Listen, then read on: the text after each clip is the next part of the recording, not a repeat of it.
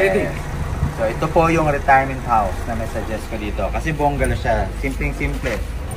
Tapos ang maganda dito sir, dapat facing north yung na bahay. Kasi morning hindi mainit dito. Ito yung araw eh. Pag yung araw, doon na. So presko siya. Kahit ano ngayon ba? Alas 12, mag-alas 11. Presko ka pa rin. Diba? Ang araw, lubog ng araw doon. Yan, nakaharap sa araw naman yun. Nakaharap sa araw. Ito na, huwag ka kumuha siguro ng ano, sa doon banda sa south. Dito kumuha dito sa may north dito. Sa ganitong facing.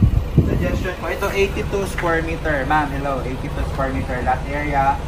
2-bedroom finish na siya. Ayan. Pasok tayo dito. Eh, katulad nakita natin doon. Yes, ganito.